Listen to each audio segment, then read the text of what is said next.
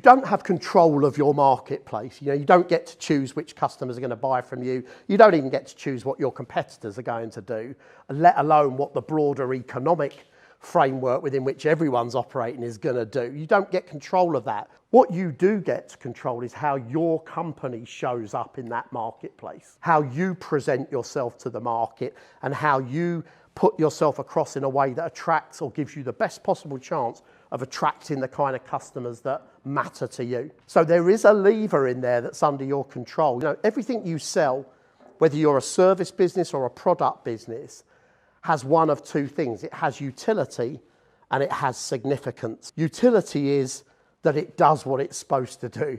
So if you're selling furniture, the furniture fulfills its basic function. You can sit on it without it collapsing. If you're making a timber frame house, it goes up and it doesn't fall down.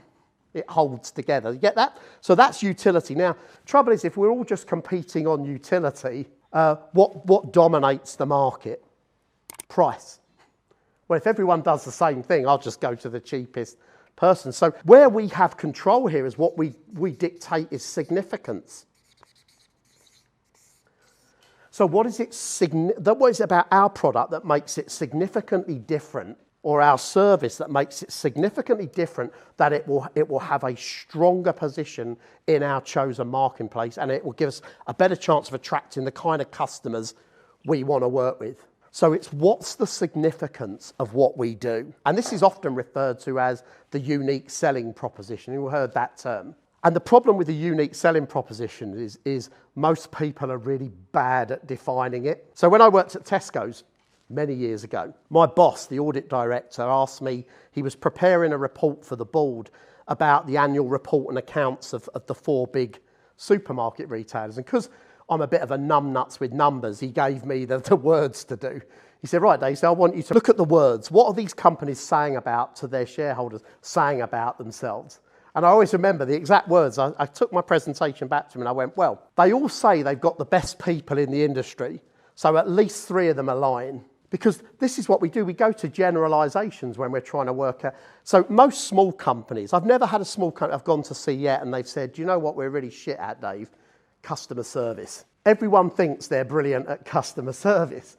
So that's not a unique selling proposition, is it? To say you're good at service, because everyone says that. So you've got to be specific about why you. What is it about you? I've been doing some work, Mark, with your team to try to encapsulate why this company specifically. What is it that the way we interact with our customers that makes our service so much better than everyone else's? Otherwise, you're just in generalisation world, and no one believes that anymore. We give the other thing. What's the other words that we often hear about small businesses when they're trying to say why they're so different? Flexible, adaptable. We can cut corners and move around things much. And there's an element of truth to that, but there's also a complete lie in there as well, because I've come across a lot of small businesses that are completely inflexible. So again, it's a generalisation. So what does that flexibility mean for me as a customer? The other one I often hear is family run, as though that's a good thing. Because, if my family's anything to go by, there's no mark of functionality that the family are involved in it. Do you get that?